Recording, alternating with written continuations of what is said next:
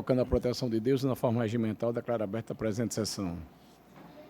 Discussão e aprovação da ata da sessão anterior. Está em discussão. Aprovada a unanimidade. Tem um pedido de preferência da pauta do processo judicial eletrônico, é o 25. Mandado de segurança, impetrantes Naldi Braga de Assunção Cunha, Margarida Araújo Dantas da Silva e João Vieira Júnior. O impetrado é o presidente da Justiça do Estado do Rio Grande do Norte, então sou impedido, não é isso? Valor expedito também, Isabel suspeito. Passo a pedido, passo a presidência ao desembargador Amauri, já que o desembargador Vigílio não está presente. Assumo a presidência. É o 25. Com muita honra. Passo a palavra ao relator, desembargador Ibanez, é isso? Sou o relator, O presidente. mandado de segurança. O processo está em mesa. Vossa Excelência tem a Haverá palavra. sustentação oral. O advogado pode fazê-la. Vossa Excelência dispensa o relatório.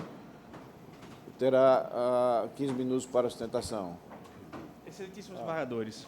Excelência, me permita interromper, mas é que o nosso vice-presidente acabou de chegar, então deverá presidir a sessão. Eu passo a presidência, então, ao desembargador Vigílio. Recebo com muita honra o desembargador Amauri Obrigado, senhor. e transmito a sua excelência o advogado. Muito obrigado. Excelentíssimos desembargadores, trata-se de mandado de segurança ajuizado com o objetivo de obter a reintegração dos impetrantes no cargo efetivo ocupado de técnico judiciário. Essa discussão deriva daquela discussão anterior que esse pleno já apreciou várias vezes, dos ex-auxiliares de cartório e os efeitos da DI 2433 no Supremo. Para melhor entendimento, vamos contextualizar. Em 1999, a Lei Complementar 165 reestruturou as carreiras desse Tribunal de Justiça e fez um conjunto de enquadramentos do perfil de cargos anterior na nova estrutura estatutária desse tribunal. Um conjunto desses enquadramentos dos antigos ocupantes de cargo de auxiliar de cartório foi impugnado no Supremo via ADI 2433, certo? Que teve seu julgamento parcialmente procedente com algumas hipóteses de enquadramento declaradas inconstitucionais. Nesse tribunal, em decorrência dessa DI, foi instaurada uma comissão para apurar a situação desses servidores e foi proferido pela presidência um primeiro conjunto de decisões que exonerou todos os servidores, ao todo 40 e poucos, quase 50 servidores. Tendo sido ajuizado o primeiro mandado de segurança, essas decisões foram anuladas, com retorno novamente à presidência para que fosse proferida uma nova decisão. Essa segunda decisão, ela reconheceu a estabilidade desses servidores com base no artigo 19 da ADCT, mas não a efetividade nos cargos ocupados. Só que há um porém, esses servidores eles não estão todos na mesma situação. Um pequeno grupo de 7 ou 8 servidores possui uma situação, nesse mandato de segurança são 3 desses servidores, possui uma situação peculiar, porque o seu aproveitamento se deu como cargo efetivo, não se deu pela Lei 165/99, mas por leis anteriores, da década de 80, que foram editadas sob a égide da Emenda Constitucional 22, na Constituição 67, e que não foram objeto da DI 2433, certo? Ou seja, não é a hipótese reconhecida inconstitucional pela DI 2433. Certo? E, por isso, houve um equívoco aqui ao aplicar o regime do artigo 19 da DCT. O próprio relatório da comissão, que apurou a situação dos servidores à luz dessa ação direta, foi categórico em dispor que eles têm um regime diferenciado e que não se enquadram nessa disposição. Não bastasse essa situação específica da legislação do Estado, que faz com que a ordem seja concedida, há também uma relevante questão de segurança jurídica e proteção da confiança. Como esses servidores foram aproveitados por ato do governador ainda na década de 1980, já se passaram mais de 20, quase 30 anos do ato que tornou eles efetivos. E rever esse ato, depois de tão alargado tempo, é uma situação que é, no mínimo, inconstitucional. Basta lembrar que o Supremo reconheceu a inconstitucionalidade do prazo prescricional de 30 anos do FGTS justamente por causa disso. O direito brasileiro não pode conviver com tão alargado espaço de tempo para rever atos privados ou públicos. Ainda mais nesse caso, em que esse ato ele criou uma legítima expectativa de confiança da regularidade da atuação do Estado, no caso concreto. E é importante registrar, por fim, a importância da efetividade para esses servidores. Porque, como meros servidores estabilizados, eles não têm um cargo paradigma para a paridade dos seus proventos de aposentadoria, certo? Caso eles sejam reintegrados, eles seriam reintegrados no cargo de técnico, que foi o cargo que eles ocuparam durante todo esse tempo. E, uma vez aposentados, a paridade dos proventos de aposentadoria se baseariam nisso, na remuneração de técnico. E, sem essa paridade, a partir do momento que o cargo de técnico for reestruturado, eles perdem essa paridade e o seu salário vai denegrindo pouco a pouco. Por isso, a mera situação de estabilidade não é suficiente para esses servidores. Então, nesses termos, considerando que a ADI 2433 não se aplica ao caso concreto, que há relevantes situações de segurança jurídica e proteção de confiança que merecem ser resguardadas no caso, os requerentes reiteram um pedido de concessão da ordem para reintegração no cargo efetivo de técnico judiciário. Muito obrigado. Pois não, eu passo a palavra ao relator. Senhor presidente, a pretensão dos impetrantes é a efetivação do cargo de técnico judiciário do quadro permanente do pessoal do Poder Judiciário. Eu analiso a decisão da Suprema Corte na ADI 2433, que determina que o tribunal reconheça, nos casos individualizados, a possibilidade de permanência do servidor, portanto, da estabilidade do servidor nos cargos. A autoridade coatora, o presidente desta casa, então, decidiu por reconhecer a estabilidade. E o que se discute nesta ação é a efetividade. Então, os impetrantes tiveram reconhecida a efetividade e a estabilidade, e agora se pretende que esse tribunal reconheça a efetividade. Então, eu prossigo no meu voto dizendo assim: a decisão do Supremo Tribunal Federal somente reconheceu a constitucionalidade da opção pelo cargo de técnico judiciário a escrivães de cartórios judiciais que acumulavam as funções notarial e de registro e ingressaram no cargo público por meio de concurso, o que não é o caso dos impetrantes. O advogado diz aí na tribuna, e está nos autos, de que eles foram titularizados de cartório por ato do governador na década anterior à Constituição. Isso é fato, mas não por concurso público, por aquela regra que permitia a eles, na condição de ajudante de cartório, serem efetivados com o afastamento ou a aposentadoria do titular. Muito embora os impetrantes tivessem ingressado no serviço público como ajudantes de cartório, sob a égide da Constituição de 67, e posteriormente sido aproveitados em caráter efetivo como escrivães por ato do governador, eles não ingressaram no cargo de escrivão por meio de concurso público. Por essa razão, não é constitucional a opção pelo cargo de técnico judiciário, como estabeleceu o Supremo no julgamento da ADI 2433 do Rio Grande do Norte. E aí eu transcrevo a situação do artigo 19 da Constituição, das disposições constitucionais transitórias. Assim, com o advento da Constituição de 88, os impetrantes já contavam com mais de 5 anos de exercício continuado, de modo que adquiriram a estabilidade no serviço público, conforme o artigo 19, mas não a efetivação, uma vez que somente o concurso possibilita ao servidor estável a efetivação no serviço público nos moldes do parágrafo 1º do referido artigo. Por fim, descabe falar em prescrição ou decadência no caso concreto. Não estamos diante de um caso de revisão de ato administrativo, realizada de ofício pela administração, e sim de cumprimento de determinação do Supremo, oriunda de acórdão em ação direta de inconstitucionalidade. Ademais, os atos inconstitucionais não se convalidam com o simples decorrer do tempo, conforme jurisprudência pátria que eu transcrevo.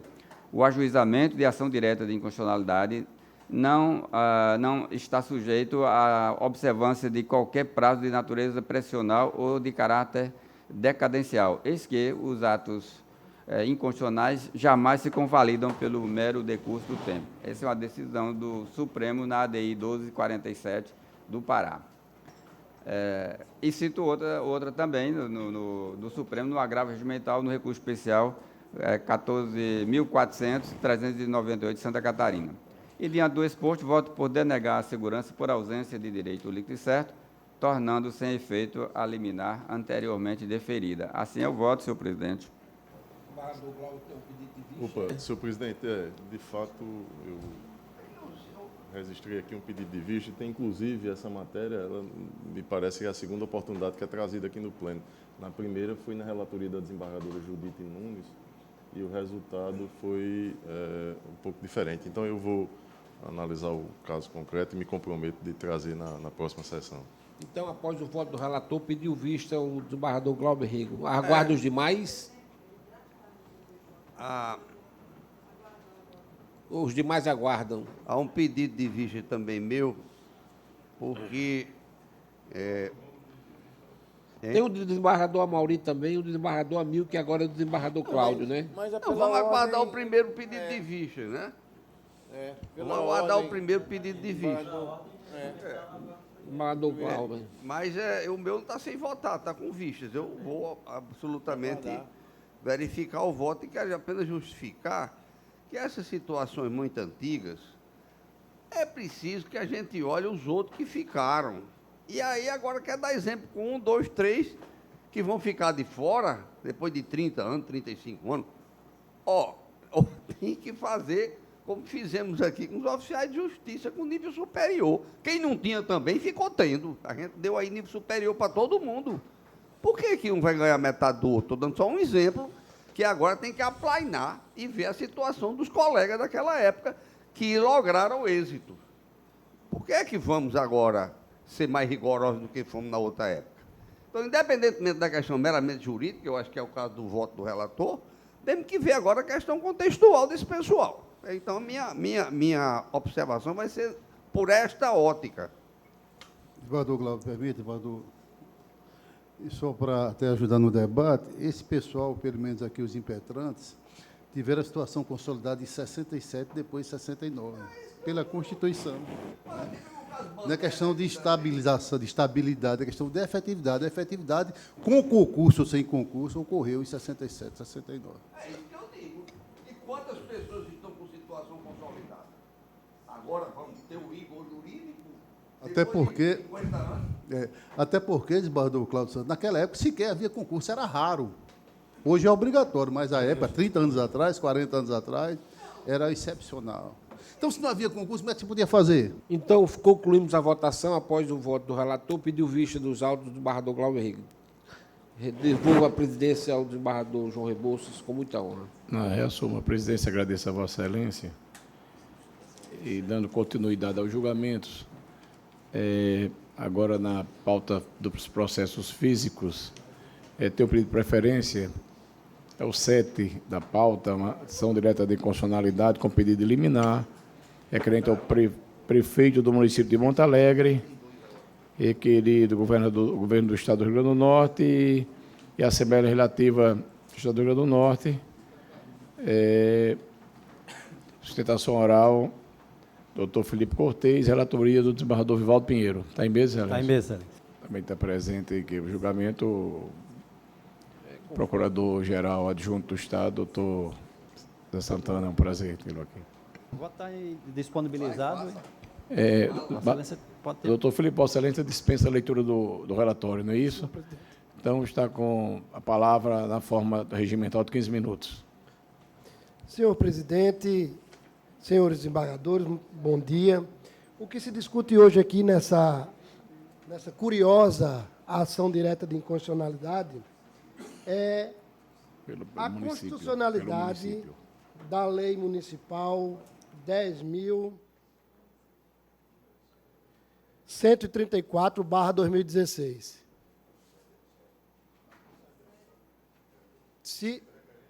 Sou pelo requerente.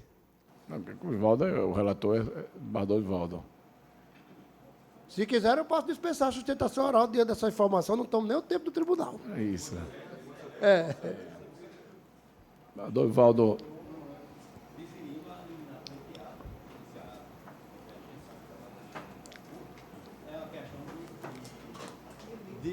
De municípios, e a base é que não houve plebiscito. Eu cito em vários precedentes e estou em consonância com o parecer ministerial, deferindo a liminar pleiteada para suspender a eficácia da lei estadual 10.134 até o julgamento definitivo. E o pleito era nesse sentido? É nesse O pleito é sentido. nesse sentido. Então, todos acompanham? Eu acompanho, excelência. Então, muito obrigado. Então, agradeço a compreensão, doutor Felipe. É proclamado o termo do voto do relator, unanimidade. Então, retomando aqui a ordem normal do julgamento, tem o extra-pauta do SAGE, é o 1, é o mandato de segurança em que é impetrante Adriana do Nascimento Barbosa e outros, impetrado a governadora do Estado do Rio Grande do Norte, e o relator desembargador Milka Maia. Se tiver em mesa, pode relatar e votar. Está em mesa, senhor presidente, e a matéria é já bastante debatida nesta casa. É questão de concurso público aprovado fora do número de vagas ofertada pelo edital. Então, na linha dos precedentes, eu estou denegando a segurança. Isso. Matéria conhecida da Corte, se há algum esclarecimento, alguma dúvida a ser tirada. Está proclamada a unanimidade no termo do voto do relator.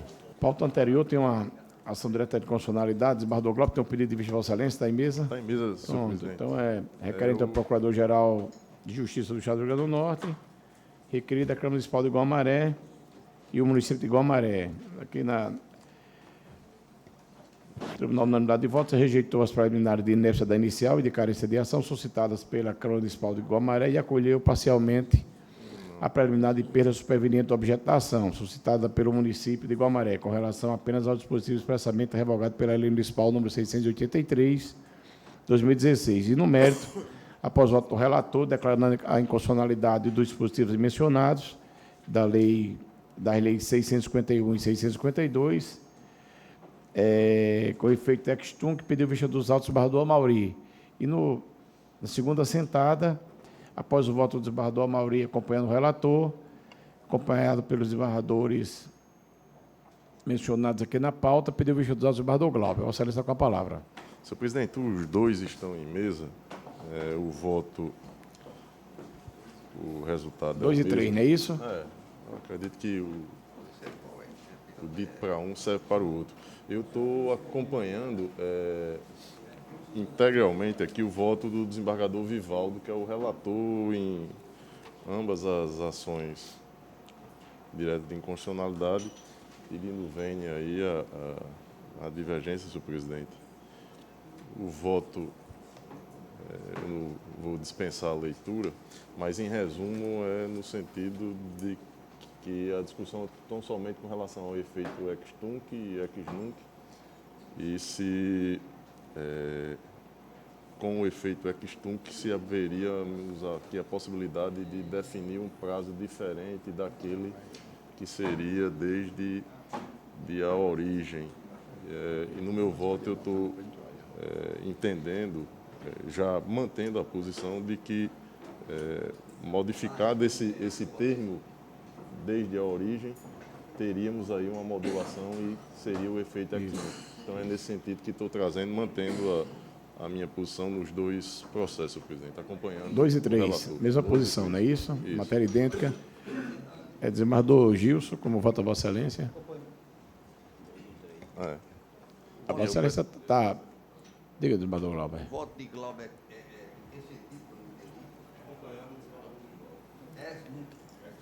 Ex-tunc, Eu voto sempre ex-tunc, porque se votar ex-tunc, ele fica com a defesa de que fez um ato evidentemente ilegal, uma lei evidentemente inconstitucional, e vai dar defesa para ele com uma eventual ação de improbidade. Então, ficam fazendo isso e se julga que tudo que foi feito para trás foi feito de maneira legal. Então, eu peço vênia para continuar com o meu voto ex-tunc. O desembargador Amauri também votou ex-tunc, o desembargador Amilcar. Mas ele, se não me falha a memória, o desembargador Amauri, ele quando pediu vista para melhor analisar essa questão dos efeitos, ele votou ex-tunc, mas com a ressalva. Sim, quanto a quem recebeu. Exatamente. Isso, então, somente. é essa a situação. Claro.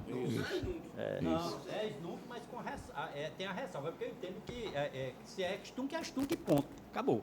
Agora, ex-nunc, aí eu faço as ressalvas. Não, a ex-tunc, como tem um votado Supremo, no sentido de dizer que aqueles que receberam de boa-fé estão fora de qualquer eventual ação de improbidade. Agora, o gestor, se for ex-nunc, ele vai ter defesa, porque procedeu às nomeações sob a égide de uma lei que foi julgada constitucional naquela época, até hoje. Então, a gente ressalva aqui relativamente aos funcionários. O senador Glauber está acompanhando o relator. Isso. Senador Vivaldo. Senador Gilson. Senador Cornélio. Acompanho o relator, integralmente. Senadora Judite. O relator. Essa confusão todinha, mas é só esse ex-tunc, Senador Expedito. O relator. Senador Ibanez está habilitado para... Senhor, é com efeito ex-tunc que eu Isso. voto em todos esses casos. Isso. Ele equivocou-se, porque o relator está votando ex-nunc. Ex-tunc. Não, o relator está votando ex-nunc. Eu voto ex-tunc. Você está acompanhando a divergência. A divergência, então? Aí a tá questão é se certo, você tudo vota bem. com Entendi, ou sem, ex-tunc. Tá com certo, ou sem obrigado, ressalva. Não, não tenho ressalva não, porque até fica difícil assim, se a lei é constitucional, fazer ressalvas, né? Para quê? Se é constitucional, então ela vale para tudo. Não, mas a né? ressalva do desembargador Amauri que ele propôs na divergência não foi com relação aos efeitos, foi apenas com relação à questão daqueles que receberam de boa fé. Tudo bem. Então, a ressalva que ele faz é apenas essa. Aí, É o que eu ressalvo Ex-tunc. também no meu voto. mas Quem eu, recebeu de boa ex-tunc mesmo, meu integral. Hein? Meu é ex-tunc integral. Sim. Ou ex-tunc é ex-tunc. Não. Nasceu morto. A lei com efeito ex-tunc não Bom, existe. No seu entendimento, Ô, você Desembargador acoberta o Vivaldo, gestor. Ex-tunc ou ex-nunc? Ex-nunc, ressalvando, claro, os Sim. efeitos quem recebeu de boa fé. Não vai ter que devolver para isso. Agora, se é ex-tunc, ela já nasceu morta, ela não tem efeito. Acabou. Embargador lei de Cornélio ex-tunc? e eu votamos nessas matérias efeito ex-tunc. Eu, desembargador Cornélio, acho que o desembargador Cláudio. Isso. Pelas anotações da votação, ficou 8-7. É 8 pelo ex-nunc e 7 pelo ex-tunc. Alguns com ressalva. Ex-tunc tem 2 que não tem ressalva, desembargador Ibanez e desembargador Cornélio. O restante com ressalva. E não há número suficiente para o ex-nunc. Isso, não existe. Então, vai ficar proclamado nos termos já aqui esclarecidos. Não há quórum para o ex-nunc, para modular nesses termos. 3 da pauta, também a publicação é a mesma, a votação, porque é matéria idêntica e também estava com vista do desembargador Glauber. Dando continuidade ao julgamento, também tem um processo aqui com vista ao desembargador Glauber, o 4, ação de execução fiscal. Município de Natal exequente, executado do Estado do Rio Grande do Norte.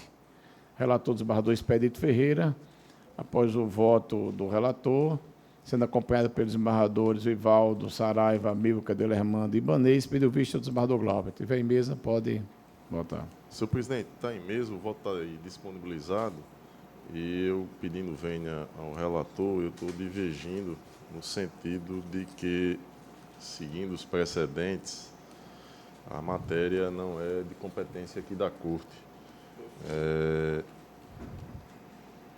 A controvérsia entre o município e o Estado, ela não gera um conflito federativo, de modo que meramente se discuta aí conteúdo patrimonial, e aí, nesse caso, a competência ela fica no primeiro grau. E é nesse sentido que eu estou trazendo o meu voto, senhor presidente. Em resumo, é isso. Senhor presidente, Pois não. na sessão anterior, tinha me advertido para isso. A incompetência precede realmente a prescrição e eu modifico meu voto no sentido de acompanhar agora a divergência. Ok. Tem precedência. Uma previsão na Constituição, não, que as questões do Estado e do município entre a competência do Tribunal de Justiça. Mas o Supremo é muito diferente. Estadual. É uma discussão meramente patrimonial. A intenção Nesse o sentido. Supremo deu interpretação a esse dispositivo. Vereador Expedito, Vossa Excelência, como relator, mantém? Competência nesses casos não é. Isso. O senhor presidente está consignado no voto. Eu acompanho a divergência do desembargador Glauber. Tem um precedente nesse sentido. Vereador Gilson, como vota Vossa Excelência? Acompanha. Divergência? Eu adiro à divergência também, presidente. Porque não há ofensa ao pacto Vereador Cornélio, como vota Vossa Excelência? Também com a divergência, já tem um Com a divergência? precedente desse sentido, viu? Com a divergência. Vereador Amauri, como vota Vossa Excelência? Há realmente precedentes dessa corte. Inclusive, eu trouxe como mera anotação aqui precedentes da minha relatoria, que já debati nesta casa. Acompanho a divergência. Vereadora Judite? A divergência. Vereador Cláudio? Eu vou aderir sem muita convicção, mas eu vou aderir. Eu modifico o meu, Excelência, também. Já havia proclamado, né? Então, estão vencidos o relator, o desembargador Amilcar e o desembargador Lermando. Os demais... Inclusive, já houve um precedente, me permita, senhor presidente, daqui, originário do Rio Grande do Norte, me parece o relator foi o ministro Gurgel de Farias, exatamente nesse sentido, já seguindo a orientação do próprio Supremo Tribunal Federal. Então, a maioria está votando no sentido da incompetência sustentada pelo desembargador Glauber. Relator para o acordo, desembargador Vivaldo. Está metendo para a primeira instância? Isso. 5, dando continuidade, é uma ação rescisória. Autor José Arnaldo Sobrinho. Réu Maurício Melo de Moraes, Maria Lucinete da Silva Felipe, Brasil Veículos Companhia de Seguros e Itaú Seguros S.A. Relatoria do desembargador Amauri. Está em mesa? Está em mesa, senhor presidente. Senhor está com a palavra. Esse voto está disponibilizado, senhor presidente. Inclusive, na última sessão, o advogado havia comparecido para a sustentação, mas não se encontra, não é? Resumidamente, senhor presidente, o que se pretende aqui é rescindir o acórdão desta corte, onde se discutiu indenização decorrente de ato ilícito em virtude de acidente automobilístico. O cerne da questão, apenas para resumir, a ação rescisória vem fundamentada na alegação de que houve a prova colhida ou a decisão prolatada tanto em primeiro quanto em segundo grau baseou-se em documento falso, em prova falsa. E, de fato, senhor presidente, durante a instrução na rescisória, o que se constatou é que, no primeiro momento, foi feito um laudo pericial, um boletim de acidente de trânsito, em que se noticiava a culpa do autor rescisório. Seguidamente, se tentou a revisão desse laudo. E o oficial encarregado da lavratura do laudo, ele negou essa revisão, ao argumento de que somente poderia ser feito na via judiciária. E disse que era impossível essa revisão. Nada obstante, 6 meses depois, surge esse mesmo servidor, que era um PM, que lavrou o primeiro laudo, aparece nos autos um outro laudo, já desconsiderando o primeiro. Veja bem, no primeiro momento se afirmou que não era possível se reenquadrar ou se revisar esse laudo pericial. Mas, no segundo momento, aparece esse novo laudo, onde se tenta apontar a responsabilidade pelo acidente do autor aqui rescisório. E daí a decisão de primeiro grau, reconhecendo a culpa, e, na verdade, reconheceu a culpa concorrente. Este surge a rescisória ao argumento de que esse segundo laudo teria sido forjado. teria sido falsificado. E, de fato, foi designado a perícia. O perito do juízo constatou que a assinatura posta no laudo era realmente falsificada, e daí irão entender, senhor presidente, que merece procedência a presente ação. Resumi o mais breve que pude, mas, se for necessário, naturalmente, poderemos discutir mais a miúde detalhes fáticos constantes dos autos. Mas o fato é que a ação rescisória tem por fundamento a prolação de uma decisão com base em documento falso, em prova falsa. Na rescisória, constatou-se que, efetivamente, esse documento foi falso, segundo o boletim, foi falso.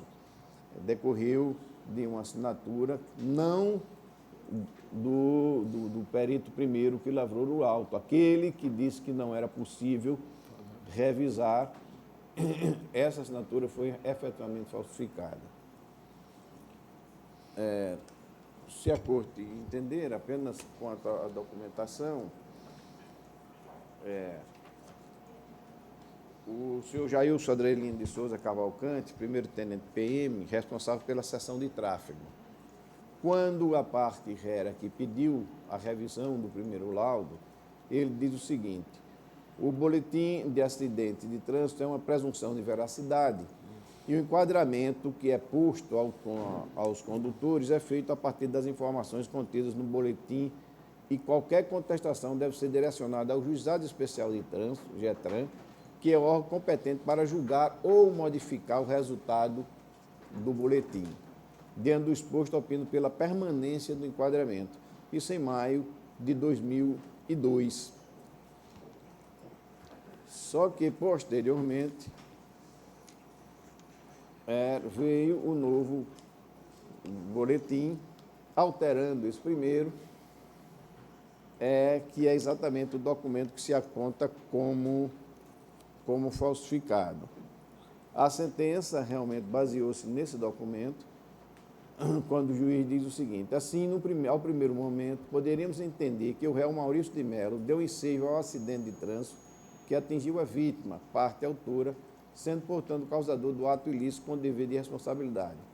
Diz o juiz: ocorre que, em um segundo momento, foi acostado aos autos um segundo boletim de ocorrência de folhas 61 e 62, em resposta ao pedido de revisão do primeiro, no qual atesta a responsabilidade do veículo 2, isto é, o veículo de propriedade do réu, senhor José Antônio Arnaldo Vieira, seria o causador do acidente, infringindo os artigos 26, 34, 69 e 206, inciso 5 do Código Brasileiro de Trânsito, do Código de Trânsito Brasileiro.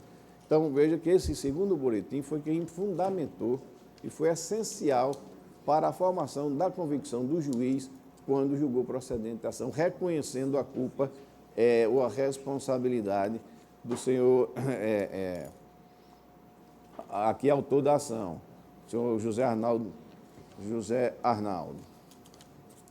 O laudo concluiu o seguinte: em face dos confrontos grafotécnicos a que procedeu, bem como do que ficou exposto no corpo deste laudo, o perito, pelo mesmo responsável, chegou à conclusão de que é inautêntica a assinatura questionada atribuída ao primeiro-tenente PM Jailson Adrelino Souza Cavalcante e evidenciada na cópia reprográfica do ofício sem número datado de Natal, 9 de outubro de 2002, e descrito no item A do tópico 2, exame pericial, ou seja, não promanou do punho escritor do referido oficial, e sim refere-se a uma falsificação do tipo por imitação livre ou exercitada.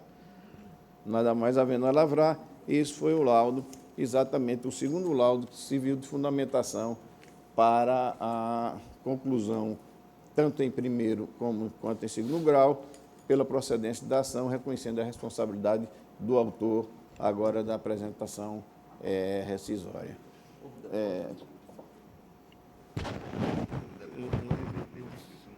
Não sei, mas eu vejo isso. Senhor presidente, eu estou verificando aqui, porque eu sempre fico em contato com a minha assessoria pelo WhatsApp. Isso. Muitas vezes eu fico aqui no WhatsApp. Eu estou verificando se, porventura, eu afirmar a suspensão desse processo, porque estou com uma lembrança muito, assim, muito viva desse processo. Eu estou verificando, checando aqui com a minha assessoria, se, porventura, eu cheguei a afirmar a suspensão desse processo, alguma coisa assim. Na autuação não tem. Não tem, excelente. Não tem. Né? A não ser que tenha eu realmente foi não distribuído constatei, direto para mas Vossa posso- Excelência? A assessoria está foi a verificando. Isso. foi a discussão originária, não consta, Ele vai dar uma olhada no porque via processo. de regras já Pois se não. consigna É na verdade, autuação os impedimentos, mas eu posso olhar não. com mais detalhe e será consignado após a proclamação, se for julgado nesta assentada. Há uma preliminar de legitimidade que Que está... eu afasto essa Vossa Excelência preliminar. Isso foi um Não está acidente colhendo, automobilístico né? que aconteceu, parece, ali em Morro Na Branco. verdade, Foi em Morro Branco? foi aqui, na transação dessa Afonso Pena. Ele vinha numa rotatória e o outro veículo... Ali na Rua que Barbosa, não, por ali? é, Não, né? Não, foi Na perto Afonso Pena. na Afonso Pena. Afonso Pena, né? Numa rotatória daquelas ali. Pois não. Ele vinha na rotatória, fez a manobra, o veículo vinha de lá. Nós sabemos em Código de Trânsito a preferência de quem vem. Rotatória.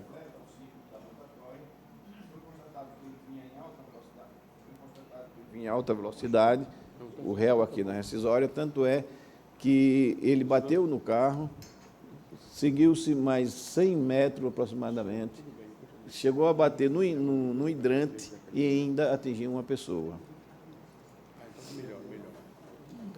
De maneira, senhor, que eu estou concluindo pela procedência da ação,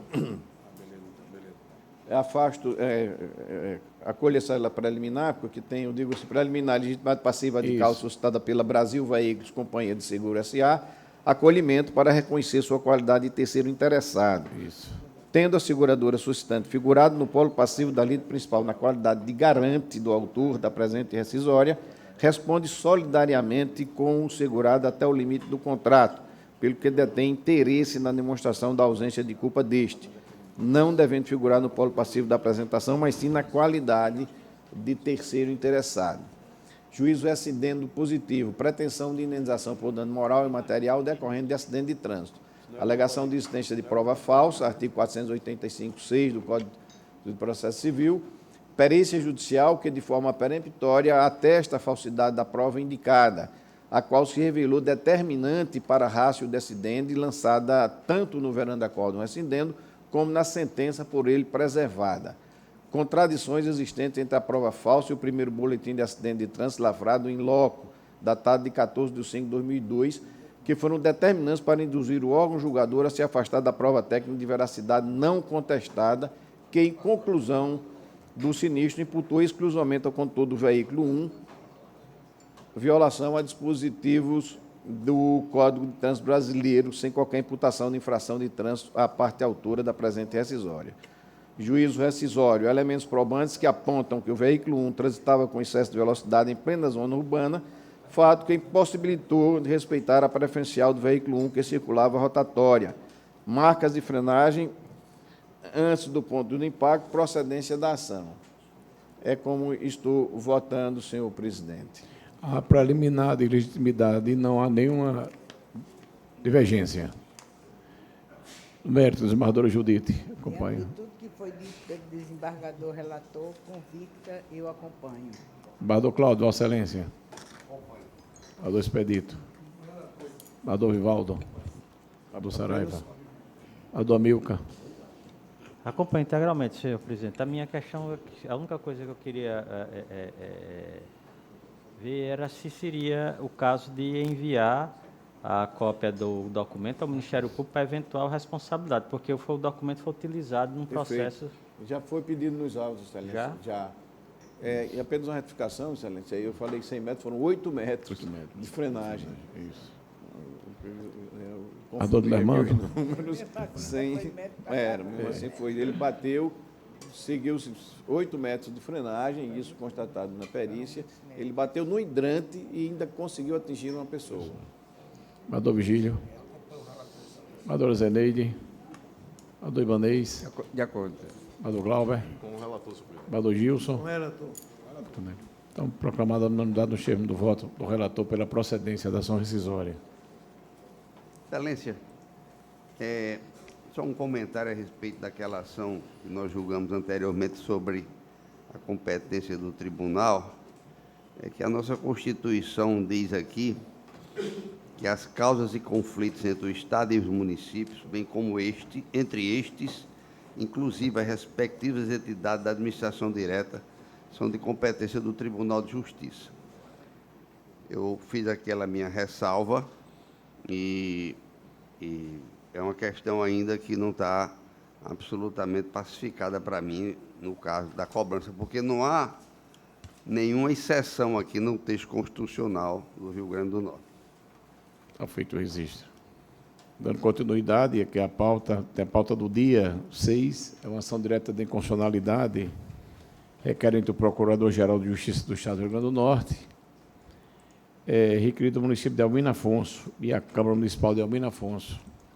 Relator, desembargador Vivaldo Pinheiro. Está em mesa, Excelência? Está em mesa, Excelência. Pode relatar e votar. Matéria bastante similar àquela anterior. O voto disponibilizado, eu vou ler a ementa. É constitucional e processual civil, ação direta de inconstitucionalidade, artigo 18, parágrafo 1º, 22, 23, caput e parágrafo único, além dos anexos 2, 3 e 4, todos da Lei Municipal 386 de 2011, que dispõem sobre a alteração da estrutura administrativa do Poder Executivo Municipal de Albino Afonso e da outras providências, preliminar de impossibilidade jurídica do pedido, suscitada pelo município de Albino Afonso, parâmetros trazidos pelo requerente expressamente previstos na Constituição do Estado. Alegada ofensa a ser examinada à luz do princípio da simetria. Rejeição. Mérito. Criação de cargos públicos de provimento efetivo e em comissão, sem a indicação das correspondentes atribuições, reservando tal especificação a decreto a ser editado posteriormente pelo prefeito do município. Impossibilidade. Criação de cargos em comissão para o exercício de atribuições técnicas e operacionais pela municipalidade. Exigência da descrição de suas respectivas atribuições na própria lei. Contratação temporária de servidores, necessidade excepcional, interesse público não caracterizada. Manifesta inconstitucionalidade dos dispositivos legais impugnados. Procedência da ação, modulação dos efeitos, preservação da segurança jurídica e atendimento do interesse social, efeito ex nunc. Então, em conclusão, eu estou dizendo que, julgando procedente a ação, para que tenha eficácia a partir do trânsito em julgado, desde acórdão, ou seja, dando efeitos ex nunc, assegurando a irrepetibilidade dos valores já percebidos pelos servidores contratados com base nos referidos dispositivos legais, nos termos do voto do relator, que, pronto, é como eu estou concluindo o voto. Algum esclarecimento com relação a essa DI, os efeitos? Eu voto ex-tunc. Meu voto é ex-tunc. É a mesma matéria, o prefeito vai, faz, vota lá a paniguada dele na administração, e se a gente declarar a lei inconstitucional a partir de hoje, nós estamos dando cobertura judicial à flagrante inconstitucionalidade dessa lei. Então, Vossa Excelência vota dando efeitos na modulação ex-tunc, com ressalva de preservação do... Isso. É a mesma ressalva que foi defendida inicialmente pelo desembargador Amauri no processo qual ele pediu ficha, e eu estou acompanhando também ex-tunc com a devida ressalva. Meu voto é ex-tunc sem ressalva. O meu também sem ressalva. Eu acompanho o relator, senhor presidente. Então,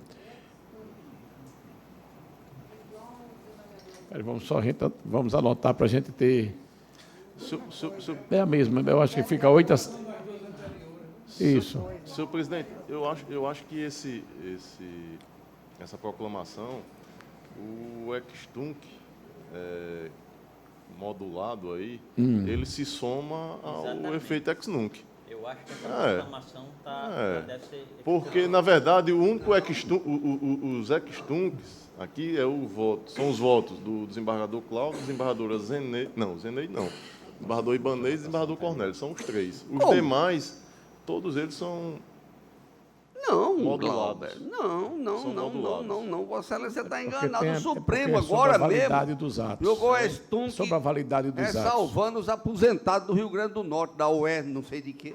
Desembargador Cláudio, eu estou dizendo que Vossa Excelência... Pode modular tunc. Vossa Excelência... Pode modular nunc. Vossa Excelência está votando efeito ex-tunc. Ei? Vossa Excelência está votando efeito ex-tunc. Que a inconstitucionalidade, ela retroage à origem. Claro. Então, é o voto de Vossa Excelência. O Claro. meu voto é modulado, é efeito ex-nunc nos modos do relator. Os votos demais, desembargador Amauri, desembargador Amilcar, são modulados também. Deixa os votos dos demais com os demais. Não, O Vossa que está Excelência... explicando aqui é É a Nós mesma temos recomendação aqui que eu faço a Vossa Excelência, desde a sete proclamação do desembargadores presidente. com T, tunc, e 8 com N. A proclamação cabe ao presidente. Eu estou dizendo que a interpretação que eu faço é que ex-tunc, desde a origem, são 3 votos. Os demais todos são modulados. São 2. Só desembargador Ibanez e desembargador Cornélio. Sem nenhuma... Não, o desembargador Cláudio também. Não. Ex-tunc puro. Não? Não. Pelo menos pelo que está anotado aqui para o Márcio, não... Não precisa, Isso. Nem precisa essa observação. Pronto, é porque... Pronto, desde a origem. Aí os demais são modulados. Mas eu acho que ainda, a meu sentido também, acho que o desembargador Glauber tem uma certa razão, porque o ex-tunc modulado, ele se assemelha ao ex-nunc puro. É isso que eu digo. Mas claro. só com efeitos e situações. Aí nós temos 3 teses. Efeito ex-nunc, efeito ex-tunc modulado e efeito ex-tunc puro. Nós teríamos aqui 3 teses, nós não temos apenas 2. Mas me parece que esse ex-tunc modulado, ele se soma ao ex-nunc. o que é consenso é que é modulado. Pois é. Isso. É porque o que eu acho que a discussão do desembargador Cláudio é que quando você diz que ela é ex-tunc, morreu. Exatamente. E o ex-tunc não, você está convalidando os atos tá modulando. para ele, tido como ilegais. Não é isso? Convalidando também a iniciativa do prefeito. Sim. Isso. E eu não convalido a iniciativa do prefeito de levar uma lei constitucional. Exatamente. E essa tese, esse voto, ele é minoria, porque são 3. Os demais todos modulam. A minoria está prevalecendo, senhor presidente. Não. Porque são 3. São 3 que é desde a origem. Os demais todos, com discursos diferentes, eles estão modulando. Aqui, desembargador Cláudio, só para a gente esclarecer, pelas anotações de Márcio, tem 8 ex-nunc. 8. Puros são 3. Puros. Ex-nunc. Com N, ex-nunc. Sim, 8 ex-nunc. Pronto, certo. Ex-tunc tem 7. Aí 3... Desses 7 tem 2 puro. E Cláudio agora os também... 5 são modulados. Então tem coro para modular. Não, para modular não. Tem que ter porque é ex-tunc, não é ex-nunc. Como é que vai modular? A gente vai computar voto ex-tunc para ex-nunc? Aí não dá. A modulação é relativamente aos funcionários que receberam de boa fé. Coloca isso e acabou, isso é o que a gente está votando. Agora, trazer uma interpretação de voto dizendo que existem 3 opções, a Constituição não dá, a lei de regência não dá, dá 2. E permite ao julgador modular qualquer uma delas. Está lá na lei de regência. Foi isso que eu Pode tentei ser dizer. que o Supremo não aceita ninguém que entre como funcionário público sem concurso público. Mas julga ex-tunc porque não aceita a lei e diz, olha, os aposentados estão fora. Modulou. Como modulou no Rio Grande do Norte agora, 2 vezes. Então é tunc. Não tem meio tunc nem meio nunc. É tunc modulado e nunc modulado. São 7 tunc. Vamos transformar em 100, pelo amor de Deus. É a interpretação de Vossa Excelência. A minha, eu entendo que tunc é desde a origem, pronto. O desembargador Amauri trouxe um precedente da relatoria do ministro Fux, onde ele deu efeito Dessa ponderação, e isso. fez a questão dos efeitos. Isso é um precedente do Supremo. Mas o voto do ministro Fux, ele não fala Desembargador expressamente Amilcar. ex-tunc. Desembargador Amilcar. Eu não entendo. Não, ele diz, ele modula os Desembargador efeitos. Amauri, o ministro Fux, ele fala expressamente do voto? É um voto isolado. Ele não fala, ele modula. Ele aqui. No expresso? O efeito é a regra geral. Isso. É a regra geral, tunc. Sim, é nulo. Porque isso foi que me levou a concluir pelo reconhecimento da declaração ex-tunc com a modulação. O ministro Fux ele não diz se é TUNC ou Exatamente. Ele não mas diz. é, Ele mas modula. Se ele modula, mas ele não diz. É. Se ele não diz, aí é outra interpretação. Prevalece a regra geral Que é TUNC. da natureza da ação, da declaração de constitucionalidade, que é TUNC. quando houver exceção. A questão, a discussão é só técnica, que os efeitos, me parece, são, e o que ficou a unanimidade decidido é pela modulação. A discussão foi que eu tentei trazer no meu voto de vista, apenas para esclarecer esse aspecto, que eu diria meramente técnico, formal, levantado pelo desembargador Cláudio, quando se modula, obrigatoriamente está reconhecendo os efeitos ex nunc. No pronunciamento do Supremo, ele não diz, ele silencia. Então, eu cheguei à conclusão de que pode sim o tribunal, ele reconhece a declaração, a invalidade na lei no seu nascedouro, preservando os efeitos em relação àqueles que se beneficiaram de boa-fé.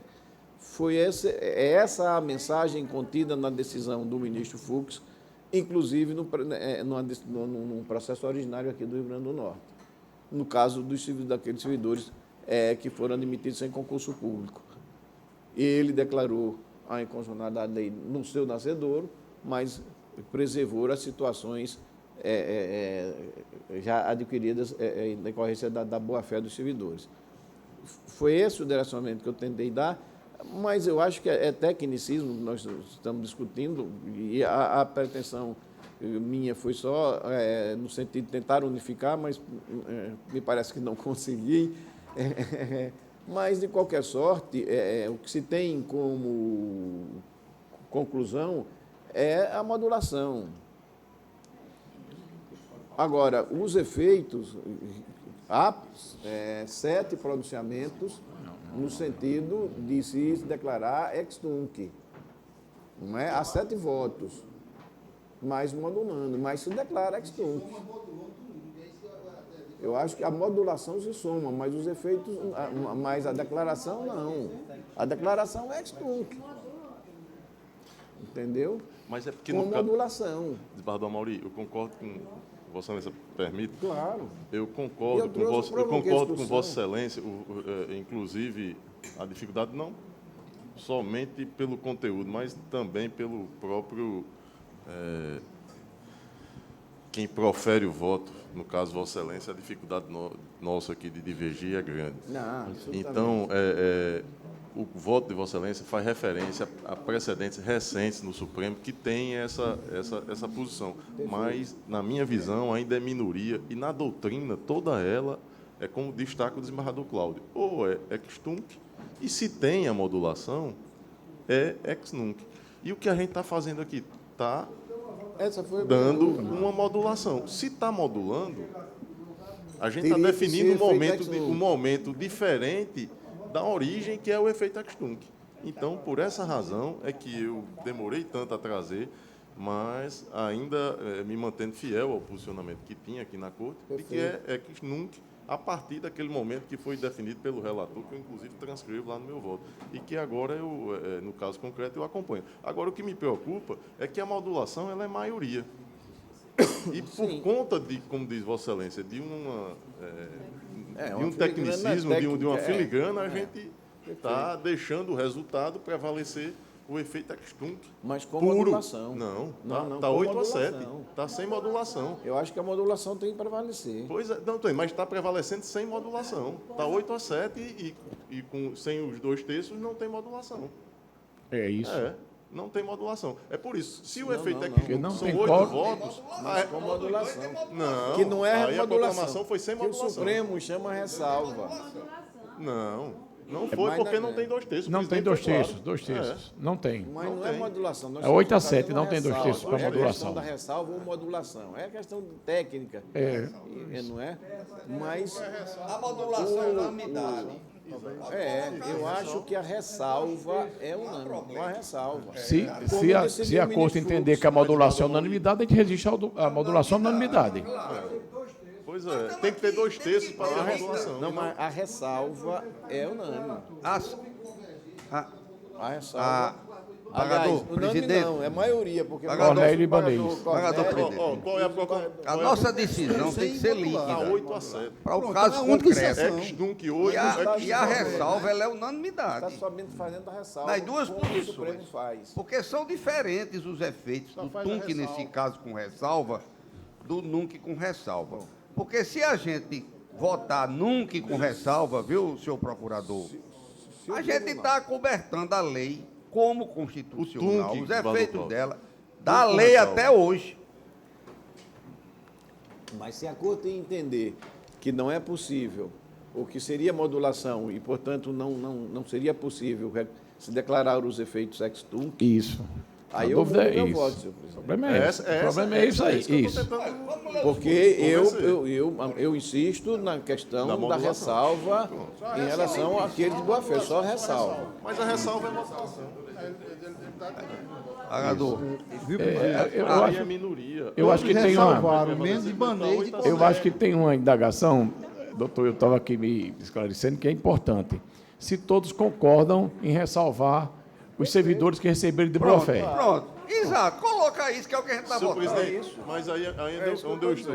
Qual foi a maioria? Foram 8 votando pelo efeito ex-nunc. 8 por aqui. 8. Isso. Não é razoável que aqueles que foram minoria aderir à maioria? Se quiser aderir. Se quiser aderir. Esse é o raciocínio que eu faço. Se quiser aderir. Aderir como, rapaz? Porque a sugestão que está sendo feita pelo procurador é que a maioria adira à minoria. Não. Mas eu não adiro, não. Não precisa, porque já está na lei. Já está na lei, pronto. Enquanto a gente estiver fazendo isso, eles estão criando nova lei, outro chega, aprova outra, aí vai para o tribunal, anula, entra outro bocado, entra outro. É desse jeito. Ex-nunc. Barradura Zeneide muda para ex-nunc. Aí vai fazer confusão. Exatamente. Não.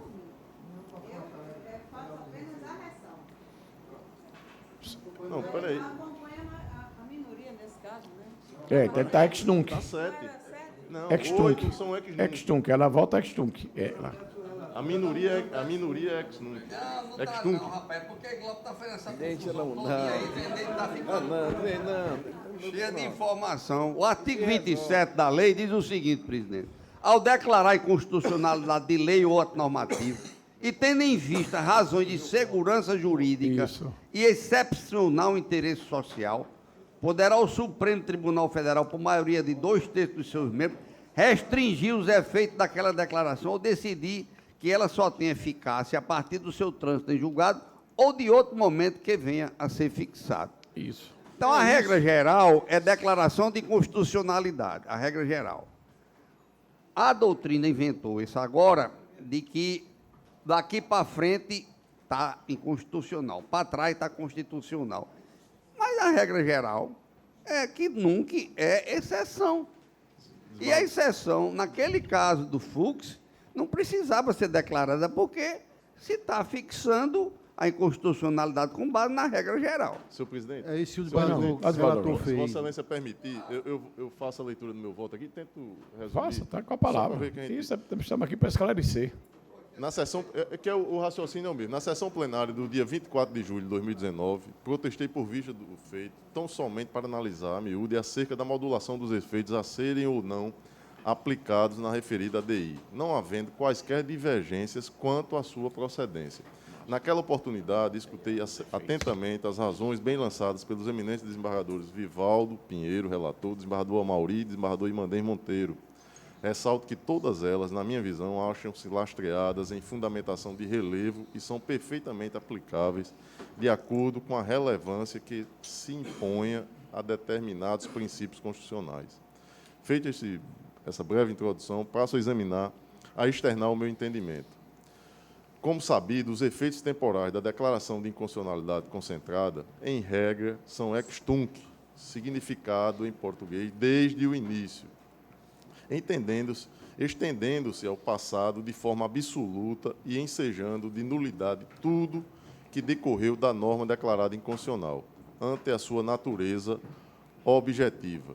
Aliás, quando declarada a procedência de uma ADI, em que não se discuta sua modulação, sequer existe a necessidade de se colocar os efeitos dela advindos, que, repita-se, naturalmente serão ex tunc, como propugnado reiteradamente pelo egrégio Supremo Tribunal Federal. E aí eu peço permissão para não ler, o voto está disponibilizado aí, são vários precedentes que eu trago aqui no meu voto, e digo que o artigo 27 da Lei 9.868/99 legitimou a modulação dos efeitos em sede de controle abstrato de constitucionalidade, aspas, tendo em vista razões de segurança jurídica ou de excepcional interesse social, fecho aspas, como se observa no seu inteiro teor. Aí o artigo 27, que eu peço permissão para ler aqui. Ao declarar inconstitucionalidade de lei ou ato normativo, e tendo em vista razões de segurança jurídica ou de excepcional interesse social, poderá o Supremo Tribunal Federal, por maioria de 2/3 de seus membros,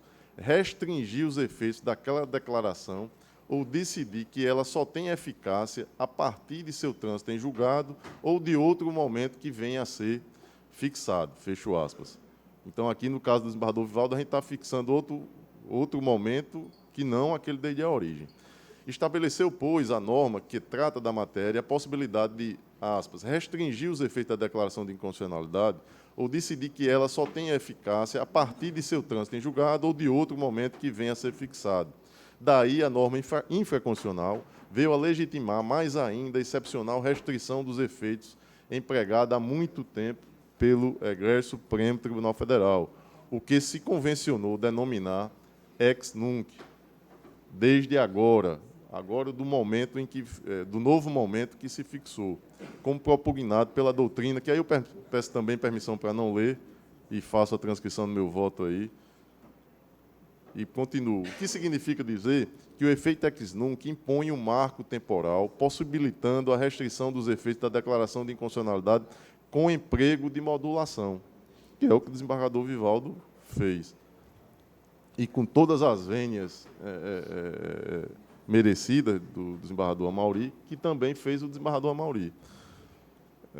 E aí eu faço a transcrição também aqui de precedentes do Supremo, peço permissão para não lê-los, e digo mais, desta feita atentando-se para a casuística objetiva vivenciada pelo plenário, quando do reconhecimento da inconstitucionalidade da ADI, por óbvio, conjugando-se o princípio da nulidade das leis inconstitucionais e outros valores constitucionais relevantes, notadamente a segurança jurídica e a proteção da confiança legítima, além de encontrar lastro também no plano infraconstitucional, Lei 9.868/99, artigo 27, poderá ser aplicada, a sua consequência natural, que é o puro efeito ex tunc, o qual sequer precisa ser referenciado neste tipo de situação jurídica, e 2, o excepcional efeito ex nunc, momento específico que o reconhecimento da inconstitucionalidade começará a valer, que é o que fez o desembargador Vivaldo,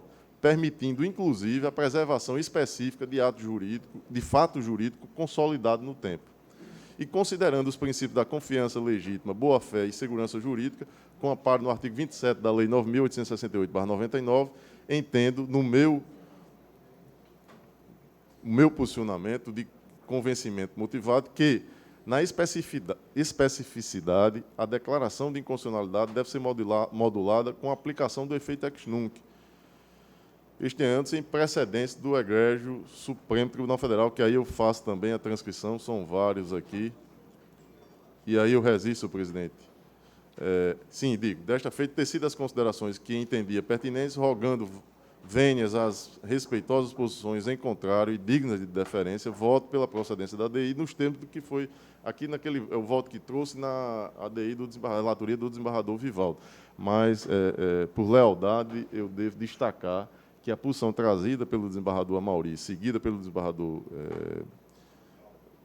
Cláudio não, o desembargador Amilcar, ela tem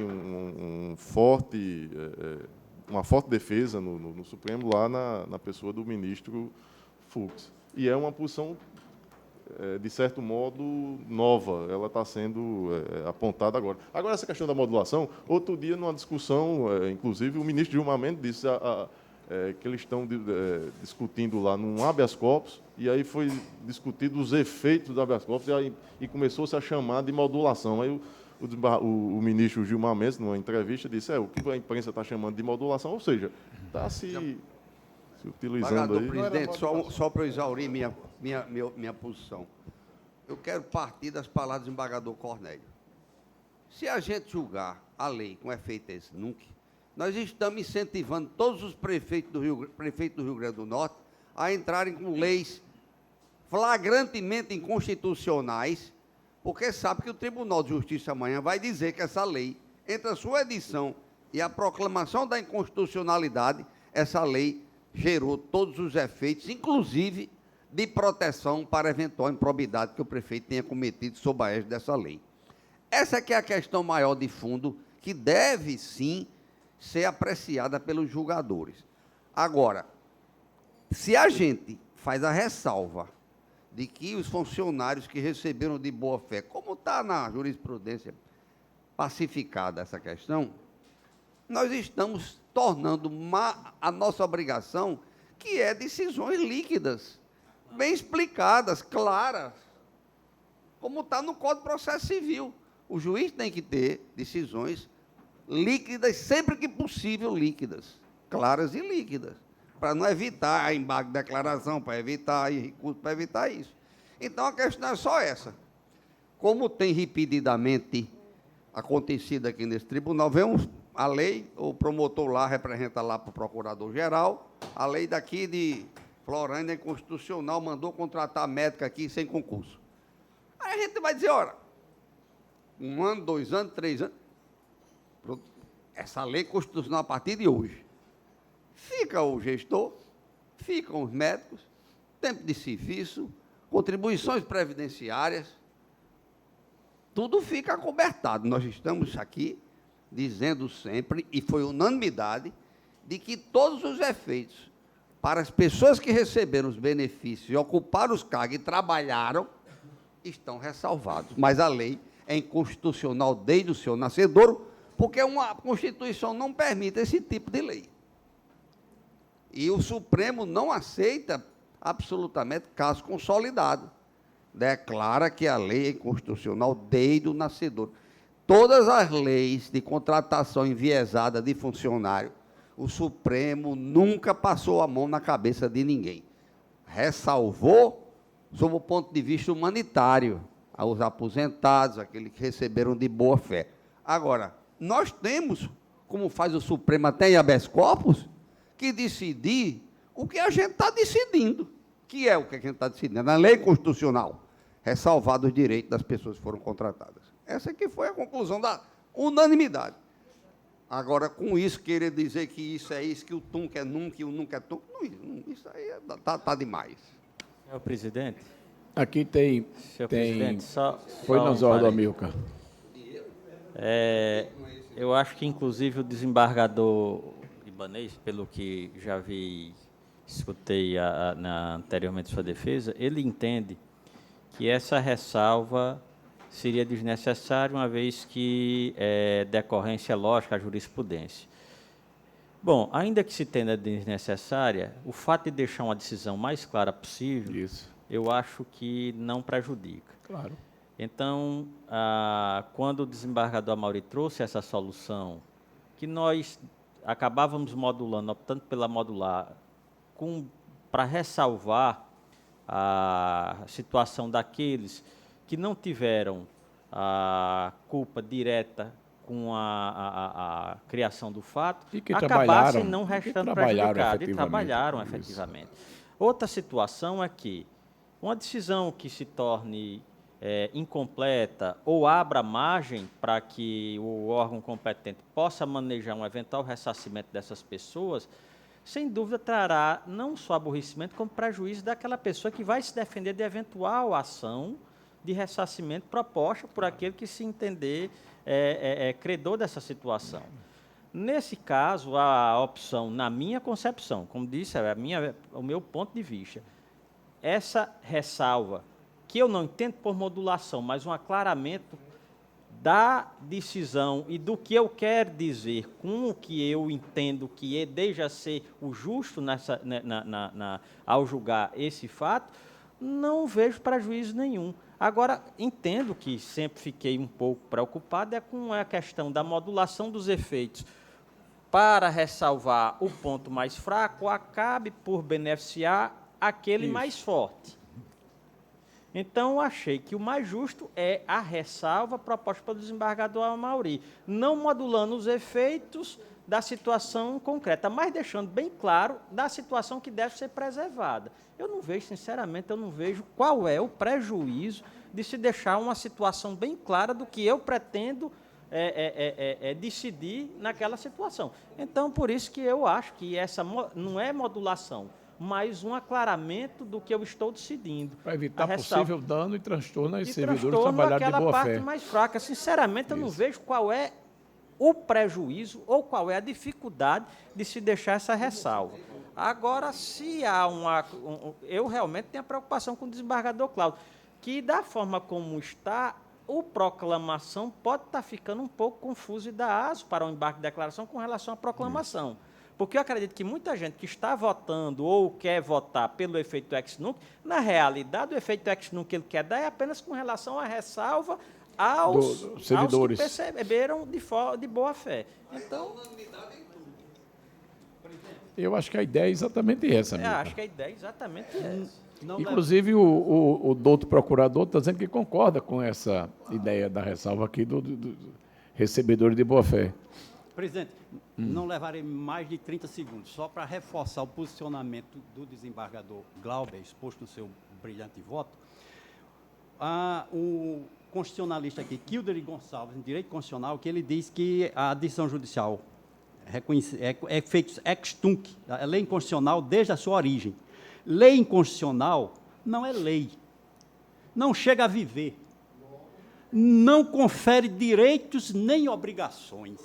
Então, é ex tunc puro. Então, com relação a essa ressalva, a essa garantia dos servidores, todos concordam. A gente está vendo aqui que é uma unanimidade que todos concordam com essa preocupação, eu continuo com exceção de Ibanez e Cornélio. Eu também. Porque eu penso que pode ser até, Amilcar, nessa sua preocupação e esclarecimento, se votar somente com, deixa claro, o efeito e fazer esse registro, vamos dizer assim, na parte expositiva do voto, com relação à ressalva dos servidores. Entendeu, Amaury? Sem fazer modulação. Ficaria segurado somente sem isso. Eu continuo a votar ex nunc. Ex nunc. Ex nunc e ressalvado, porque se eu ressalvo, eu apesar do nome do constitucionalista, eu gostei da lição dele. E eu, Kilder, eu continuo com o meu entendimento, que foi aquele, da forma que eu votei quando o voto da relatoria... Aí fica 8-7, se mantém para cá. Eu não modifico o voto, não. 8-7 com registro da ressalva. Não tem nenhum problema. Vai ficar 8-7 com registro dessa ressalva, e a ressalva é unânime. A ressalva é unânime, com certeza. A ressalva é unânime. Hein? Sim, menos Ibanez e Cornélio. Pronto. Isso. É o ex tunc puro. Ex tunc puro. Presidente, a observação que eu faço é que a ação direta de inconstitucionalidade é impessoal. Isso. É regra geral. Pode não ter nenhum servidor nomeado para esses cargos tidos como inconstitucionais pela lei. Apenas se declara que essa lei, essa norma, não tem validade no mundo jurídico. Então, quando eu me preocupo com situação pessoal, eu estou individualizando, como se a ação direta de inconstitucionalidade dirigisse especificamente a A ou B. Não é o caso. Por isso é que eu não faço ressalva, porque a compreensão de que quem se sente ofendido, prejudicado com a declaração de inconstitucionalidade, aí se beneficia com a jurisprudência que entende assim que ela não deverá fazer. A solução proposta por Amilcar, nessa parte de apenas constar na fundamentação do voto, é válida, porque já está lá, ninguém vai exigir devolução da remuneração do servidor que recebeu de boa-fé. Não há isto. Então, eu não concordo com a modulação do efeito, a ressalva na ação direta de inconstitucionalidade, justamente porque ela não é pessoal, ela não está direcionada um grupo de servidores que foi nomeado para ocupar esses cargos que a lei não poderia criar por ofender a regra constitucional. Aí não há, a meu ver, isso aí. E outra parte, para modular o efeito, tem que estar dentro daquela excepcionalidade que a norma fala. Não está dito aí, e nem essa hipótese de se preocupar com um servidor que eventualmente vai dizer, está fundamentando esse voto. Então, nós estamos atribuindo um efeito excepcional, sem fundamentar por que a excepcionalidade. Daí eu sou contra. Ok. Obrigado pela interferência. Amaury. Porque a discussão vai para além disso aqui, e eu acho que talvez até nós estejamos aqui fazendo confusão entre modulação e efeito ex-tunc. O que parece quando a lei fala, e o próprio Supremo fala em efeito ex-tunc, ele quer se referir a partir de quando aquela declaração de inconstitucionalidade passa a vigir. Que nos efeitos ex-tunc é a partir do trânsito em julgado da declaração de inconstitucionalidade. Os efeitos ex-tunc diz respeito ao que me parece, eu também não tenho o nome de constitucionalista, diz respeito a partir de quando aquela declaração passa a vigir, se do trânsito julgado ou de imediato. Quando o Supremo diz efeito ex-nunc, ele diz a declaração passa a vigir a partir do trânsito em julgado da presente decisão. Esses são os efeitos, ao que me parece, ex-tunc, posto na nossa legislação e na jurisprudência do Supremo Tribunal Federal.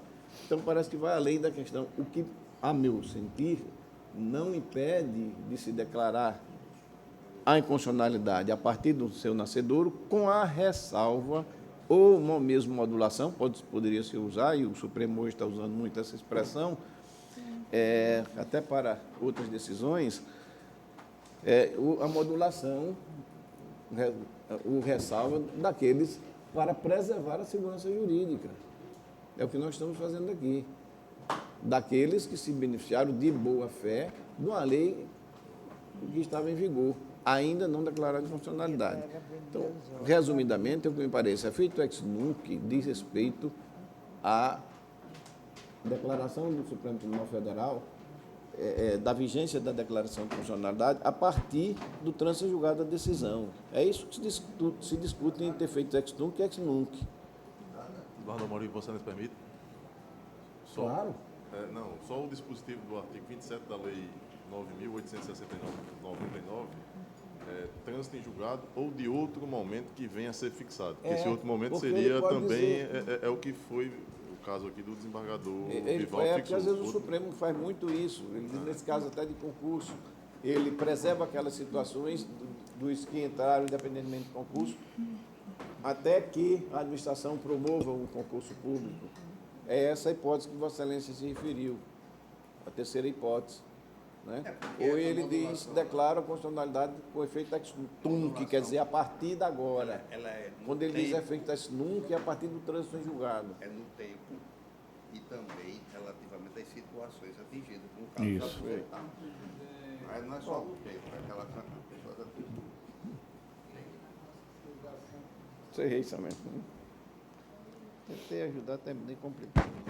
O problema também é de ordem regimental, né? Porque o regimento ele exige 2/3 para a modulação. E a lei também, a lei de regência exige isso, não tem, que pela votação 8-7. Mas a modulação toda ressalva.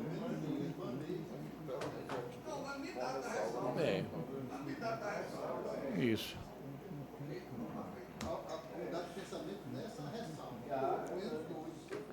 Não, 2. Aqui, que é pura, Ibanez e Cornélio, somente. Ex-tunc puro. Né? O resto, todos sem ressalva, com relação à preservação dos direitos dos servidores que de boa fé trabalharam e receberam. E, em face da lei de regência do regimento, é proclamado ex-tunc, porque não há quórum para a declaração do ex-tunc. Ainda tem aqui, pela ordem, uma ação rescisória. A 8, autor Paulo Chaves de Souza e réu Leonardo Goifman. Relatoria do desembargador Vivaldo. Está aí, Minha Excelência. O voto também será disponibilizado. Vou ler Emenda Constitucional Civil e Processual Civil, ação rescisória, ajuizamento na vigência do CPC de 73, ação de despejo acumulada com cobrança de aluguéis, acórdão rescindendo e manteve a sentença de primeiro grau modificada em sede de embargo de declaração.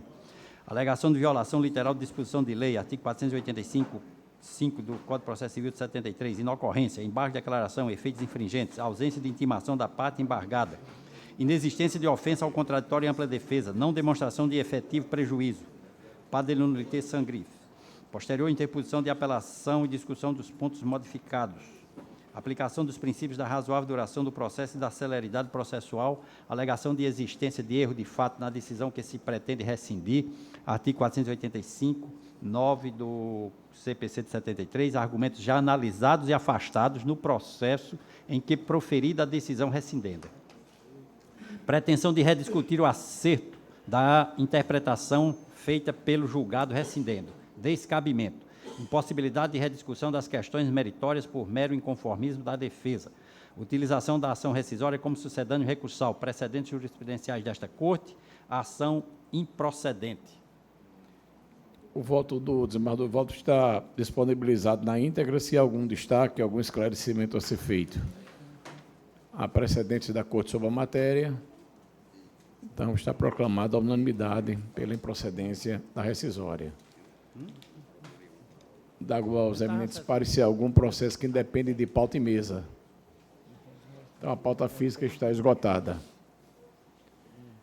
Vamos passar agora para a pauta do processo judicial eletrônico.